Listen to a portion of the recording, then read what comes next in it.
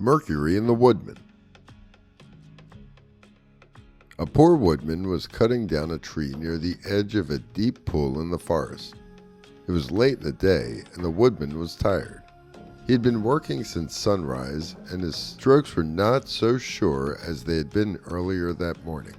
Thus it happened that the axe slipped and fell out of his hand into the pool. The woodman was in despair.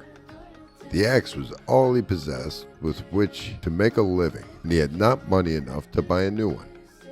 As he stood wringing his hands and weeping, the god Mercury suddenly appeared and asked what the trouble was. The woodman told what had happened, and straightway the kind Mercury dived into the pool. When he came up again, he held a wonderful golden axe. "Is this your axe?" Mercury asked the woodman.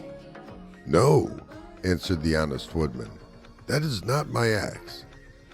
Mercury laid the golden axe on the bank and sprang back into the pool. This time he brought up an axe of silver, but the woodman declared again that his axe was just an ordinary one with a wooden handle.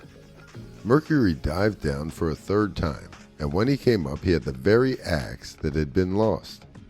The poor woodman was very glad that his axe had been found and could not thank the kind god enough. Mercury was greatly pleased with the woodman's honesty. "I admire your honesty," he said, "and as a reward you may have all three axes, the golden and the silver, as well as your own." The happy woodsman returned to his home with his treasures, and soon the story of his good fortune was known to everyone in the village. Now there were several woodmen in the village who believed that they could easily win the same good fortune.